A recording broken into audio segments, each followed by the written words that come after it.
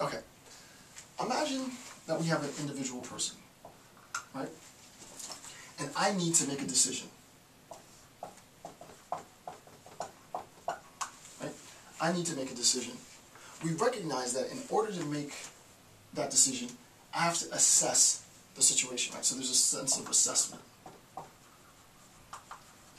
So that I need to make an assessment before. It's an antecedent cause, right? Antecedent for my consequence. I need to make an assessment prior to my decision making. We see, however, that in making this assessment, it's the case that if we're talking about the average Joe, right, 80% of them are going to act in exactly the same way with respect to making a decision. That is, people will be risk averse with respect to gains, and people will be risk seeking with respect to losses. So we have this as sort of a built-in framework in talking about risk assessment and decision making, right? Roughly 80% of the people will be risk averse to gains, and with respect to losses, 80% comparably to the perceived gains will be risk seeking with respect to losses. So we are risk averse with respect to gains, risk seeking with respect to losses. Okay, that's the first part. However, what we do now at this point is we have to recognize that in order to make this decision, right, in order for me to say with respect to gains that I am risk averse with respect to losses, I have to see that I'm putting weight on actually getting something with certainty, right? So that with respect to this now, we'll go 1 and 2, right? With respect to bullet point 1, so let's just say 1A, right? Emphasis is placed on G-U-A-R-A-N. Emphasis is placed on guarantees. We saw this, right? Emphasis is placed on guarantees with respect to gains, right? With respect to gains. Again, and I know this is not an easy lecture to understand. I'm going to try and explain it slowly. It's not an easy lecture to give. But remember we said before, right? We have, two state of affairs, A and B.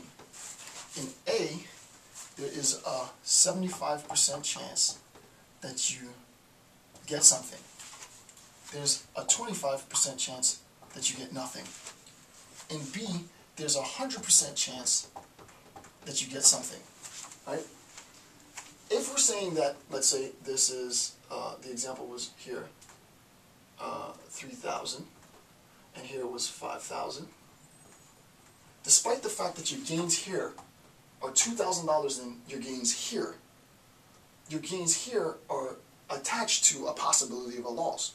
So I've weighted, right? This is where the notion of weight comes in. So the question is, what does it mean to say that it's weighted? I've weighted guarantees over risk. So here's the risk, right? And that's what's important. That's extremely, extremely important, right? In this example, the risk lies here. There is no risk here, right? There's zero risk, right? This is no risk. So what we recognize is that 80% roughly choose this and only 20% choose this. So what that says is, with respect to our gains, people will go with the guarantee.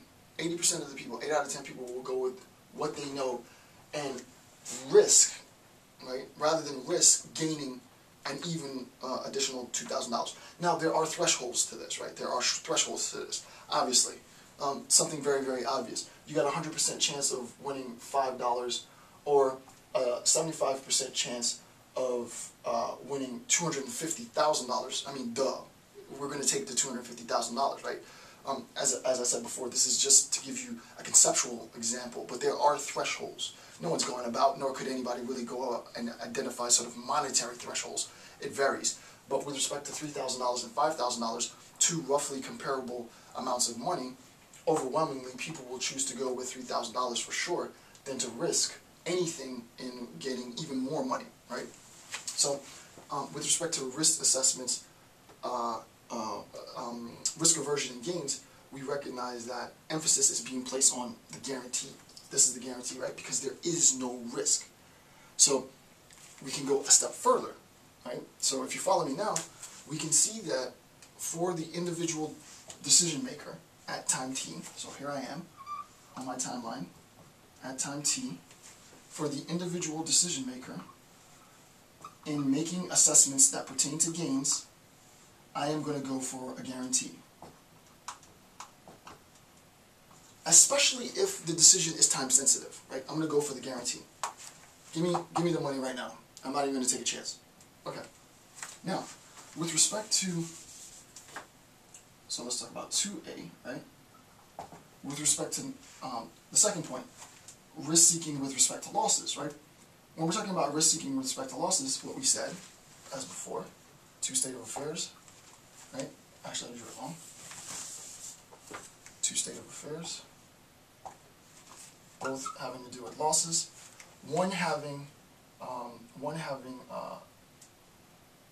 25% chance that you won't lose anything, 75% chance that you can lose 3x the amount, right? That you can lose 3 times the amount, roughly. Over here, guaranteed loss of the initial starting point, right? So 100% chance of losing this value. So in this example, $5,000, in this example, $15,000, it is the case that people are risk selecting, right? Risk selecting with respect to losses. 80% of the people, right? 80% of the people are going to choose this option, despite the fact that this option includes the possibility of losing 3 times the amount that was offered in the first selection, right? So you can see that in decision making then, emphasis is not going to be placed on the guaranteed here, right? There's no emphasis, no one's going to choose, in this example, the guarantee, right? The guarantee is to lose $5 grand. Why would I choose to lose $5 grand? There's no way. I don't want the guarantee in that. So that people are more willing to engage in risk, right? They're more willing to make decisions that will result in greater risk, far greater risk, I mean ridiculous amounts of risk, when it pertains to their loss, when it pertains to losses, right? So emphasis is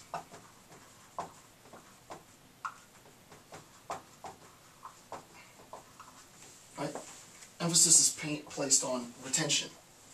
So much so, right? So much so, and if you really think about the logical consequences of this example, so much so that only 1 in 4 people will actually not lose anything. 3 in 4 people will lose 3 times the amount than they could have gained in the best situation. They will lose 3 times the amount. 3 in 4 people will lose 3 times the amount, right?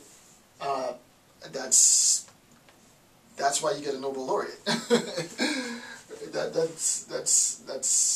You want to say that it's impossible. You say no, this can't be right? But it is, right? It is, and we are that willing to take risks to keep the things that we already have, and almost none of us are willing to take the risk to gain anything, because it's like, well, you know, why would I make any serious effort, serious risk in gaining something that I don't have? But I will make risks and lose it all. I'll blow the house on keeping what I already got. Okay, so this is how sort of the conceptual decision-making construct works with respect to the phases, right? The editing phase and the evaluation phase. It's not to say, however, that there aren't problems with the attempt to apply prospect theory to international negotiations, international relations, genocide theory, stuff like that, right? There are problems in attempting to apply it to national and international levels. So I'll go through some of the problems, right?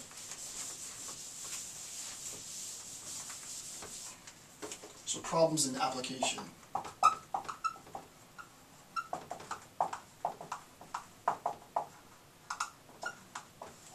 Okay, so problems in application. The first is that prospect theory applies to individuals, right?